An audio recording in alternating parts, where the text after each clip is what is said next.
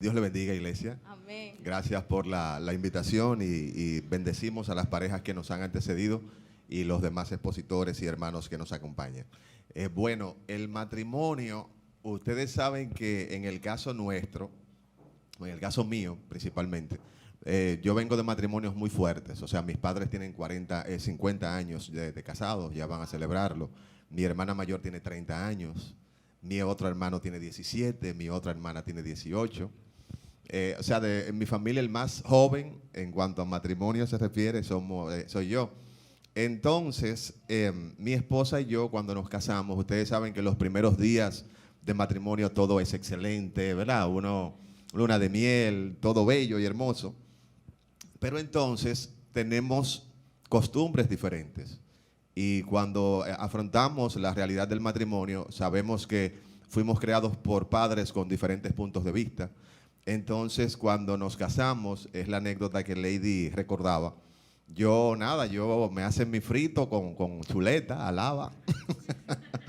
Y mi esposa me sirve el plato y yo me quedo en el comedor comiendo. Ella toma su plato y veo que me pasa por detrás. Yo estoy pensando que va a buscar algo. Y cuando yo veo que ella no llega, yo digo, ¿dónde está mi esposa? ¿Dónde está Nana? Yo le digo, Nana. Y cuando yo veo que ella está en la habitación comiendo chuleta con tostones en la cama, digo, mi amor, no, pero espérate, así no. Entonces, ella me decía que su familia tenía la costumbre en su casa de reunirse alrededor de la televisión comiendo. Yo dije, bueno, a mí me dijeron que en la cama no se come porque las hormigas y los insectos después vienen, así que ya tenemos problemas. Pero como los primeros días del matrimonio son hermosos, cualquier conflicto se resuelve rápido. Y gracias a Dios que eso no llegó a mayores. Entonces aquí yo quiero sí iniciar ya con esta parte. Cuando las costumbres se hacen ley. Cuando yo quiero que las cosas se hagan a mi manera porque a mí me criaron así.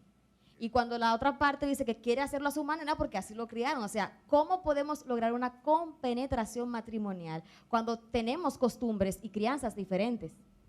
Amén, Dios se le bendiga. De por sí, realmente, yo le dije a Javes, para mí no era un problema, mi familia no tenía esa costumbre esa era la forma en la que nosotros convivíamos y compartíamos, no era un problema, para nosotros nos sentíamos bien así. Entonces, ¿de qué manera nosotros podemos llevar a tener un acuerdo en cuanto a la costumbre que tenemos cada uno? Yo dije, bueno, realmente lo que él dice no está mal. Realmente ir a la mesa es lo correcto. Yo sé que eso es así. Uno tiene que ir a la mesa, ponerse individual y sentarse a almorzar. Yo dije, no hay problema, déjame entonces llevar la fiesta en paz, y yo vi que eso es lo correcto. Entonces hay que entender cuáles son las cosas correctas que tú tienes que hacer y hacerla y compenetrar con esa persona, tú la amas. Entonces no fue un problema para mí. Que ahí podemos entrar a lo que es la balanza en el matrimonio, cuando me toca ceder o cuando a él le toca ceder. O sea, en ese caso ella cedió. ¿En qué caso a ti te ha tocado ceder? No muchas veces porque, ¿qué les digo? Cuando yo conocí a mi esposa, yo me casé un poquito ya mayor, yo me casé un poquito ya pasado meridiano. Entonces yo oraba y decía, Señor, yo quiero una esposa que no conozca mi background, porque yo estaba en un lugar donde todo el mundo me conocía. Entonces yo era músico, soy profesor de matemáticas por 27 años. Entonces la gente que conocía mi currículum se impresionaba por lo que yo conocía o por las cosas que conocían de mí. Yo decía, cuando mi esposa llegó, mi esposa era de una iglesia menonita, totalmente distinta a las costumbres que teníamos nosotros. Pero muchas veces me ha tocado ceder, sobre todo, aunque yo le ayudo mucho en las ayudas de la casa. O sea, ustedes están viendo a un hombre que plancha, Punto y pa. que lava. Atiende, mi amor, ¿quién plancha la ropa en la casa? Tú. Amén. Entonces, ¿y quién friega cuando tú lavas? Hermoso, Entonces, hermoso eso, Javes. Entonces yo quiero hacerte una pregunta, ya que tú tocaste ese tema. Hablemos sobre la ayuda del hogar, que ahí también se generan conflictos, porque yo te voy a dar 3 escenarios. Primer escenario, a ambos. Cuando a la esposa le toca trabajar, pero desde la casa, y el que sale es el esposo llega y entiende de que no le compete nada de lo que es la ayuda en la casa. Porque ustedes saben que lamentablemente Suramérica, Centroamérica y nuestro país hay un poco del pensamiento machista, de que nada más es la mujer y la mujer. Primer escenario, el hombre no quiere ayudar porque entiende de que eso le corresponde a la mujer. Bien, segundo escenario, cuando entonces la mujer está en la casa, sea que trabaje o no trabaje, pero el hombre entonces ayuda en la casa, todo marcha bien. Pero la mujer entonces abusa de esa bondad del hombre también, no, que lo haga él, porque si él puede, porque yo no. O sea, cuando pasa esa situación en la parte matrimonial. Y tenemos el punto 3, de cuando ambos se compenetran en la casa, ambos trabajen o no, ¿qué es lo que desencadena? ¿Qué se desarrolla en un matrimonio cuando pasan esos 3 escenarios? Bueno, mayormente en el caso nuestro, ¿verdad? Que nuestra experiencia, mayormente yo tengo más tiempo disponible porque mis horarios de trabajo, ciertos días a la semana, no son tan regulares y yo tengo más tiempo de hacer manejar el tiempo. Mi esposa trabaja desde las 6 y pico de la mañana hasta las 5 de la tarde. Y mayormente yo, a mí no me gusta usar la expresión yo ayudo en la casa, porque eso es como, bueno, es mi esclava y yo ayudo. No, yo hago lo que me corresponde, porque es un equipo, amén. Es un equipo y entonces, como decía la hermana Lady, vivimos en culturas latinas muy machistas. Por ejemplo, en Europa las personas son un poquito más flexibles en ese caso, pero aquí en América Latina el pensamiento machista impera mucho. Entonces, nosotros llevamos un equilibrio en la casa y como les decía previamente, mayormente intentamos repartirnos las cosas del hogar.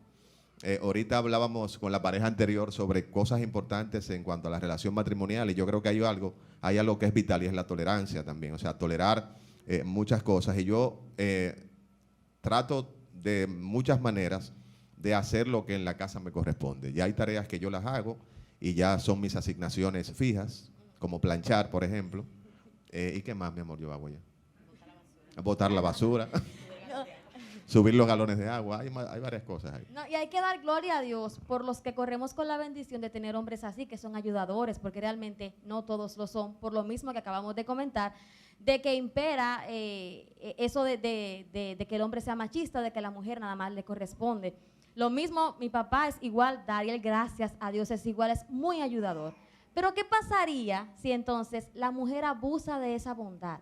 Porque también está el caso, lamentablemente. En el caso de usted, mi querida hermana Yamilia, yo sé que no es su caso, pero ¿qué pautas me pudiera también decir para que no se permita también, sino que la balanza esté equitativa? O sea, ¿qué pasaría en ese caso cuando ya entonces es la mujer que abusa de esa bondad del hombre? Porque no, tampoco es justo, creo yo. Así mismo no es justo que uno venga a abusar de la persona que tú tienes, la pareja que el Señor te dio. Tú tienes que entender que hay cosas que, oye, si te gusta que te hagan a ti, tú esperas también hacerla por el otro. No es fácil el fregado, no es fácil llegar cansado a hacer la cena y todo eso. Tú tienes que entender que no es el tú abusar del otro porque tú tampoco quieres que abusen de ti. Entonces entender que somos un equipo y que si eso se tiene que hacer realmente... tienes que hacerlo, poner de tu parte y hacerlo, poner fuerza en esas cosas. Lo único que mi esposo no hace, y yo cada día, trato también de equilibrar eso, es el cocinar. Mi esposo no cocina. Entonces, ya eso sí yo sé que me lo dispuse. Yo le digo, trata de aprender, porque realmente a veces no es fácil tú llegar a tener que... Yo voy en el camino, yo más pienso en comida. Desde la mañana hasta la noche más pienso en comida. ¿Qué se va a hacer de desayuno? Mira tal cosa.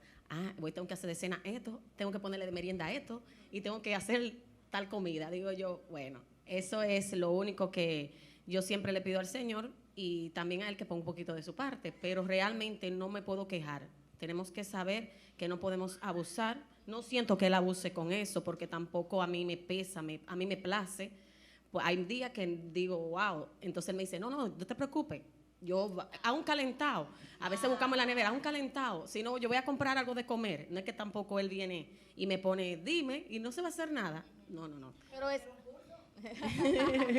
o sea que sí es importante cuando estamos hablando de la relación matrimonial, el también ponerse en el lugar del otro, de también entender de que si te toca trabajar fuera o estar dentro, o sea, las responsabilidades de la casa, señores, eso no se acaba, por más que uno organice y despolve, siempre hay algo que hacer, o sea, es muy trabajoso, pero también el estar en la calle, fuera de tu hogar, que estar en contacto con gente, si te toca trabajar en la calle, también es muy pesado, o sea, que lo importante, yo diría en este aspecto es poner de parte, ¿verdad? Ambas partes, ponerse de acuerdo y tratar de ponerse también en el lugar del otro. Pero en tu caso, ¿qué tú pudieras decirnos referente a eso de que ella expresó su punto de vista, tu amada esposa, y tú, desde el punto de vista del hombre, ¿cómo tú, o sea, qué pautas pudiéramos tomar cuando se siente o se ve tan notable de que la mujer ha abusado de esa bondad? Hay que hablar, o sea, la comunicación en O sea, este volvemos caso al es tema clave. de hablar, o sea, la Claro. comunicación. Comunicarse, no solamente la tolerancia. Yo siempre he dicho que una de las cosas, el matrimonio fue instituido por Dios, como decías al inicio de la actividad. Y siempre he dicho que cuando Dios hizo el matrimonio, lo hizo con todas las herramientas para que funcionara. Lo que a veces evita que el matrimonio funcione es la falta de comunicación y la falta de tolerancia nuestra. Pero el matrimonio es una institución creada por Dios que puede funcionar a la perfección cuando hacemos lo que la Biblia dice. Entonces, mi opinión es, y se los digo porque vengo de padres de más de 50 años pastoreando, siempre estuve involucrado en los ministerios de la iglesia, y recuerdo a veces que me tocaba dar consejos matrimoniales siendo adolescente a personas casadas ya, por la experiencia que tenía en la iglesia. Entonces, lo que yo entiendo es que deben hablar, deben de repartirse las asignaciones diarias del hogar. A veces uno puede hacer un rejuego en el caso de que uno tenga más tiempo que el otro disponible para hacer los quehaceres de la casa. Pero es bueno porque cuando ya llegan los niños, ya las tareas se multiplican. Entonces lo mejor es que cada persona cumpla sus asignaciones, hablar, mi amor, mira, te tocan hacer ciertas cosas que debes hacerlas. Y vuelvo y reitero, no me gusta la palabra ayudar, porque se ve como que te toca a ti, yo te ayudo por misericordia. No, es algo que también me compete, y para que el matrimonio marche bien, cada persona tiene que hacer lo que le corresponde. Wow, o sea, que la comunicación, lo mismo que hablaba el hermano Roosevelt con la hermana Dani, la comunicación es vital para que las cosas funcionen. Entonces, cuando hablamos de administración, cuando ya no toca dividirnos, de visitar a mi familia, de visitar a tu familia, de que tú no te encierres solo con tu pareja, sino también con el compartir con la parte social, la parte de los amigos y eso.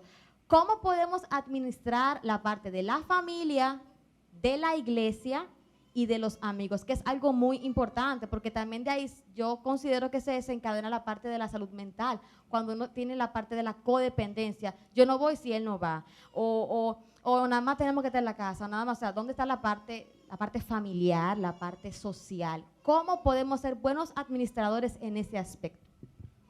Bueno, en el caso nuestro, nosotros no teníamos el mismo círculo de amigos, porque veníamos de dos lugares e iglesias Peor diferentes. en un sentido. Sí, claro. Entonces, con mi esposa pasó varias cosas. Primero, Dios hizo un milagro en su vista, porque ella dice que la primera vez que me vio feo. Pero después Dios ungió sus ojos con colirio y ella vio mis bellas facciones e impactante personalidad. Pero el asunto es lo que les decía, que nosotros no teníamos el mismo círculo de amigos y tuvimos que ser muy tolerantes en ese aspecto, porque ella se crió siendo adolescente, se convirtió, ¿verdad, amor? De 12 años se convirtió a Cristo, y yo venía de un hogar cristiano de generaciones anteriores. Entonces, siempre respetamos esa parte. Tenemos que crear un equilibrio, porque siempre yo tuve, en un inicio yo solamente usaba, ustedes saben, solamente era en la música, pero posteriormente crecimos en el ministerio y seguimos apoyando la obra de la iglesia en otras áreas ministeriales como la predicación. Y entonces teníamos que equilibrar el tiempo entre el ministerio, sus amigos y mis amigos. Entonces, siempre traté de ser también tolerante en ese aspecto, porque ella tiene un grupo de amigas, sobre todo, que se criaron juntas en la iglesia por más de 20 años y todavía se reúnen con regularidad. Y siempre ese tiempo es como para ellas. O sea, ahí no hay más nadie, a veces compartimos en familia, pero siempre he respetado el tiempo de ellas. Ahora, cuando ya nos involucramos más en el ministerio, a veces no tenemos mucho tiempo de compartir con los amigos y tratamos de equilibrar, pero es un poquito complicado, porque mientras más compromisos ministeriales tienes, menos tiempo tienes para compartir fuera del hogar y con los amigos y amigas. ¿Y en tu caso? Y en mi caso, la pregunta era en cuanto a la familia. Gracias al Señor hemos tenido una muy buena coinonía. La forma de Javes y la forma mía ha sido, gracias al Señor, muy aceptada entre las dos familias. Gracias al Señor, yo le digo a él, como estaba diciendo bueno, realmente tú, que yo he tenido una suegra muy, de verdad, maravillosa y un suegro realmente maravilloso. No sé, Javier, creo que no piensa tanto lo mismo. No, sí. No, yo relajando. Javier no tuvo la oportunidad de conocer a mi papá, sin embargo, su papá y mi papá sí se conocieron. Eso es una historia también muy maravillosa para Javier y yo habernos juntado. Sí, porque duramos 20 años viviendo a menos de una esquina y nunca nos vimos. Y nos vimos en un campamento en Atomayor. Sí. Y ahí nos enamoramos. Sí. Realmente, entonces, gracias al Señor, yo no digo que casi no pienso lo mismo, lo que pasa es que yo tengo un carácter muy explosivo, así mismo es mi madre, entonces, eso a veces choca, él me ama y él ha aprendido a convivir con mi forma, pero no es lo mismo cuando es la familia, que hay alguien que él dice, wow, tu mamá es muy, yo soy explosiva igual que yo, que muy intensa. Él no me lo dice tanto a mí de mi persona porque él me ama y eso yo sé, pero trato de equilibrar también esa parte. Yo le pido al Señor cada día, Señor, no me permita ser tan fuerte así. Entonces trato de equilibrarla. Entonces, en cuanto a la familia, realmente nos llevamos bien. Mira que nosotros vivimos cerca de mi mamá, a una esquina. Y aún así mi mamá también ha respetado el hecho de que nosotros somos matrimonio, que ella no puede estar metida en mi casa y eso, va y visita, va y dice cualquier cosa o yo voy y la visito, pero solamente eso. Mira, me gustó mucho eso que tú acabaste de tocar, de que yo le pido al Señor que me ayude a bajarle, como a esa parte. Mis papás, bueno, mucho antes de yo casarme, yo recuerdo que mi papá siempre decía, yo no me casé para estar peleando. Y yo también asumí eso para mi matrimonio. O sea, gracias a Dios no hemos tenido en todo este tiempo ningún shock, nada. Al igual que ellos, que puedo decirlo con orgullo, nunca los he visto pelear. Pero en ese aspecto que ella mencionó, no, yo me tengo que bajar, reconozco que estoy mal, reconozco que debo de mejorar esa parte. El orgullo en el matrimonio es muy importante porque aunque haya sinceridad, si yo fallé esto ahora, yo tengo que reconocer que debo de permitir que Dios moldee esa parte en mí para que transforme y me cambie y las cosas sigan marchando bien. En ese aspecto, a la hora de ella decir que ella es un poquito más eufórica, que es un poquito más fuerte, ¿cómo ha sido esa parte en su caso de tener que reconocer, oye, yo tengo que bajarle? ¿Cómo ha sido su experiencia en ese aspecto? Y cómo ha sido la tuya también, de tú poder aguantar, de lo que dijo el hermano Roosevelt, me voy, me quedo, ¿qué haces en esa parte? Realmente, gracias al Señor que tenemos el privilegio de conocer a nuestro Dios y tener al Espíritu Santo que nos confronta. Por momentos yo pienso tantas cosas cuando yo quiero explotar, quiero que Javier tenga una reacción. Y yo digo, contrólate, respira, sigue, ora por eso, porque yo no puedo cambiar todas las cosas. Realmente el quien cambia es Dios. Y ahí tú acabaste de decir, perdóname que te interrumpa, yo quiero que Javes reaccione. O sea, tú misma estás diciendo, yo quiero que él reaccione, yo quiero que él haga, que él explote ahí. Y él se mantiene ahí tranquilito, firme. Pero en ese momento tú dices, wow, o sea, no es la manera, no es la forma. Y ahí tú permites entonces que Dios hable a tu vida. Sí, a veces me digo, bébete la patilla. Entonces, yo le pido al Señor, así mismito, como que me confronte. Gracias al Señor, como dije, tenemos el privilegio de tener el Espíritu Santo y me confronta, porque realmente yo quisiera, a veces desde la cocina, y yo, ay, míralo sentado. Y por ahí comienzo, pero míralo. Y comienzo yo, y con este calor, y yo, y quiero como que explotar y que él tenga una reacción, y no lo dos, ¿verdad? Pero después digo, contrólate, ponlo en oración.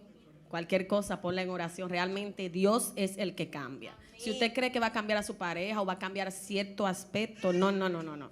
Pídale al Señor para que Él lo convenzca y le permita entender que ese aspecto Él tiene que trabajarlo. Como yo dije, yo sé que soy muy eufórica, yo sé que peleo bastante porque esa es mi forma. Crecí en ese, tú sabes, no ese ambiente. Lo que pasa es que mi mamá también es muy Así como le dice, el carácter. Realmente el carácter mío también es así. Entonces yo digo, tiene que trabajar en eso. Y trato de trabajar cada día y respirar y eso. Me gustó bastante. No podemos cambiar a nuestra pareja. Dios es. Uno ayuda con la parte del accionar, de que la blanda respuesta quita la ira, de que uno tratar de aplicar eso en nuestra vida para la parte matrimonial, pero Dios es el que cambia. Me encantó eso, me encantó, me encantó. Y cuando llegan los hijos, ¿ustedes tienen un bebé de cuántos años? Cumplió 11 años. 11 ahora. años. Ajá. Cuando llegan los hijos, hay parejas que saben, yo no diría administrar, es como manejar esa nueva etapa que acaba de llegar a sus vidas. Pero lamentablemente hay parejas que ponen en primer lugar al bebé más que al esposo o a la esposa. Yo todo lo que hablo, lo hablo en base a la experiencia que he tenido con mis padres. Y siempre mi mamá me dijo, primero su papá y luego ustedes. Porque todos ahorita se van y yo me quedo con su papá. Entonces, en ese aspecto, cuando cualquiera de las partes pone por encima a los niños, o sea, ¿cuál es la manera? ¿Qué es lo correcto? ¿Cómo podemos trabajar cuando llegan los bebés y darle el lugar que le corresponde a cada quien? Eso es súper importante.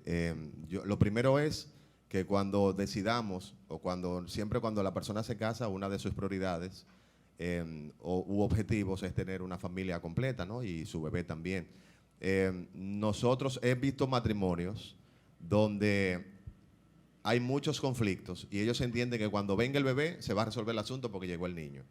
Y yo creo que es un error esa forma de pensar, porque nosotros como pareja tenemos que propiciar el mejor ambiente posible para el niño que viene. O sea, las cosas tienen que estar en orden porque viene un bebé. Entonces también a veces cuando hay conflictos matrimoniales y el niño llega en medio de ese conflicto, a veces una de las parejas trata de usar el bebé como una excusa para descuidar a su pareja.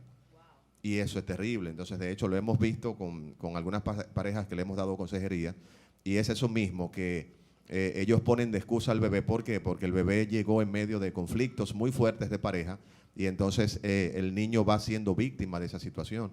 Entonces, lo que hay que hacer es primero orar al Señor, tener el matrimonio bien y que esté funcionando. Algunas personas se casan y postergan por varios años el tener niños para tener la mejor relación de pareja posible y que el bebé encuentre un buen ambiente. ¿Cómo ha sido su experiencia con su bebé cuando llegó a sus vidas? No, hermosa, hermosa, porque duramos un tiempo, o sea, tenemos 14 años de casados y el bebé tiene 11, o sea, duramos 3 años antes de tenerlo. Y eso nos sirvió para tener una química entre nosotros, conocernos más de cerca. Por lo que les explicaba ahorita, veníamos de 2 lugares muy diferentes, o sea, no solamente criados de manera diferente desde el punto de vista social y familiar, sino también de iglesias con muchas diferencias en cuanto a creencias, muchísimas cosas. Entonces teníamos que arreglar algunos detalles antes de que el bebé llegara. Y cuando el niño llegó. Y en la parte de la crianza, porque por ejemplo, en mi caso, yo nací prácticamente criada en la iglesia, mis padres son pastores. Yo recuerdo muy bien que mami nunca nos dejaba en la casa. Yo a veces me quería quedar viendo Barney o me quería quedar viendo esto. Mami nunca, o sea, nunca nos dejó en la casa. Ella prefería que nos durmiéramos en el culto, pero no que no nos quedáramos en la casa. Nos criaron bajo ese temor de Dios, y esa ha sido una gran bendición a mi vida. Pero porque yo fui criada en ese ambiente pastoral y ministerial. Pero no todo el mundo tiene esa oportunidad. ¿Cómo ha sido la crianza con ese bebé que ustedes tienen, y cómo podemos criar a un niño en medio de esta sociedad que está de mal en peor, donde ahora mismo cuando una pareja tiene problemas, lo primero que piensan es en el divorcio? Cuando una pareja tiene problemas, lo primero que piensan es en una separación, y lamentablemente ya hasta personas cristianas quieren hasta un respiro. Es lo que se está viendo en nuestro día a día. O sea, la sociedad está tan pero tan desastrosa, vamos a decirlo así, tan pero tan mal, que va tan de mal en peor, que ya no hay un futuro como lindo para la parte de cuando uno tenga los hijos. O sea, ¿cómo criar a unos hijos en medio de un mundo que está tan, pero tan horrible? Lo primero es orar y hacer un altar familiar. Nosotros siempre, nunca nos acostamos sin hacer altar familiar en la casa, orar con el niño. Ya él está grandecito, o sea, ya no es pequeñito. Y ha sido una experiencia bellísima verlo crecer en las cosas del Señor. Ustedes saben que los niños son muy sinceros. Y en estos días tengo una experiencia breve, voy a contar una anécdota en eso mismo. Y él estaba leyendo un salmo y él me dice, él se para de leer y me dice, papi, David era evangélico, cristiano. Digo yo, claro, o sea, bueno, no cristiano, pero sí era un hijo de Dios. Me dice él, pero David era muy agresivo, mira lo que dice aquí, mata a mi amigo, a mi enemigo, rómpele un pie. Pero ¿y qué tenía David? Entonces yo le comencé a explicar ese contexto cultural de los salmos y siempre tratamos de involucrar al niño en las cosas de Dios. Yo recuerdo una vez que me dolió mucho porque vi un hijo de un pastor, de una pareja de pastores, que tenían más de 30 años pastoreando, y él nos decía, Javes, en mi casa nunca se hizo un altar familiar. O sea, una pareja de pastores de más de 30 años y que no involucren a sus hijos en las cosas de Dios, eso es terrible. Entonces, lo primero es que el niño se involucre en las cosas del Señor. Como decías, estamos en una sociedad terrible que va de mal en peor, y entonces tenemos que hacer que nuestros niños estén dentro de ese ambiente de oración, de disciplinas espirituales, orar lo más que se pueda con ellos e involucrarlo mucho en las cosas de la iglesia. O sea que esa anécdota me acuerda de mi primito, el único que tengo aquí, el bisnieto de la abuelita, el primero. Siempre lo han criado y le han fomentado eso de la lectura de la Biblia. Él con 2 años, él ya se expresaba y eso era así, y se le entendía, eso era porque la abuelita y sus papás vivían encima, Jimmy la Biblia, Jimmy esto y lo otro. Y mi prima me envió un audio de él cuestionándole a la abuelita de por qué lo puso a leer Salmos completo. Él está diciendo, abuelita, yo leí todos los capítulos de Salmos, hasta el último lo leí, hasta el 150. Pero mi mamá me dijo, contándome que ese era el capítulo más largo. ¿Por qué no me pusiste a leer Proverbios? No me pusiste a leer otra cosa. O sea, desde pequeño ese niño se ha fomentado. Incluso su manera de pensar, su manera de ver la vida siendo un niño, es por la forma en que ha sido criado en la parte de la iglesia, cómo se fomenta eso en los niños. Ahora, ese es un punto. Pero en la vida diaria, cuando van al colegio, cuando le toca ya enfrentarse a la vida real, a la sociedad, ¿cómo podemos fomentar esos valores, esa parte integral y moral en los niños para que ellos, donde sea que estén, puedan reflejar a Cristo en su corazón, pero también ser ejemplos a esos en la sociedad? Nosotros tenemos que realmente pedirle, como a veces la gente tiene el manual ahí, que es la Biblia, pedirle la sabiduría al Señor necesaria. Gracias al Señor nosotros tenemos la oportunidad de que nuestro hijo es muy abierto, hace muchas preguntas, habla desde los 2 años. Entonces yo trato él siempre viene con una pregunta, mami, mira, tal cosa, mira lo que sucedió. Gracias al Señor es muy expresivo, él viene siempre con historia del colegio. Y yo trato de decirle a él, en base a la Biblia, cómo debe conducirse o cómo el Señor habla referente a esos puntos. Él en estos días me dice, mami, estoy viendo aquí en Netflix tal cosa, ¿verdad? Que la homosexualidad, que se la están maquillando muy bonito a los niños, se la ponen en todos los puntos que tú dices, oh, pero mira, más atrás yo mirando, hay una pareja de muchachas besándose, pero los muñequitos no, adelante no dicen nada, pero atrás tú te pones a mirar, como yo soy muy de escudriñar y él es también así. Entonces yo comienzo a explicarle que el Señor dice en base a la Biblia de eso, de la homosexual, el Señor creó mujer y hombre, que el Señor no creó otro sexo y que, mami, eso no está bien, Dios, claro. Entonces él también le dice a los amiguitos, eso no es lo correcto, porque se lo estamos inculcando. Entonces yo comienzo desde chiquito, desde donde quiera que te, cuidado mis ojitos lo que ven, cuidado mi manita lo que tocan. Yo no estoy viendo nada. Me comienza a vocear, pero es que yo se lo estoy inculcando desde chiquitico. Que cuidado, que al Señor no le agrada ninguna de esas cosas. Entonces, nosotros tenemos que agradar a nuestro Dios. Él tiene eso bien, bien afianzado en su corazón y en su pensamiento. Escudriñar la palabra y compartirla con nuestros hijos. Y llevarlo cada cosa, cada contexto de lo que estamos viviendo referente a la palabra. Yo sé que para ellos el lenguaje no es quizás tan... Pero nosotros tenemos que tratar de ver con el lenguaje. Ahora mismo estamos explicándole qué es el sexo y ya usted sabe eso. Y yo, Señor, ay Dios mío, dame sabiduría, porque ya me puso en el tema que yo no quiero estar, ya usted sabe, pero nada, el Señor me ha ido dando sabiduría y explicándole. Pero él es muy profundo y comienza y pregunta y yo, ay Señor, ¿por qué es lo que voy a hacer? Y ellos, porque nosotros comenzamos a hablar con él en ese tema, porque en la escuela se lo comenzaron a dar. Y entonces nosotros le decíamos, cuando él nos decía, papi, ¿cómo las parejas tienen los niños? Nosotros decíamos, oh, el esposo y la esposa oran y ¡pam! La mujer sale embarazada. Ya él se dio cuenta Ya se dio cuenta que no es así, ¿verdad? Entonces, pero fue en la escuela que él lo vio en el colegio. Y entonces tuvimos que explicarle más o menos, dentro de lo posible, cómo era realmente. Y entonces le decimos, eres luz en medio de las tinieblas, eres sal de la tierra. Entonces, donde quiera que estés, tienes que dar testimonio de que Cristo está en tu vida.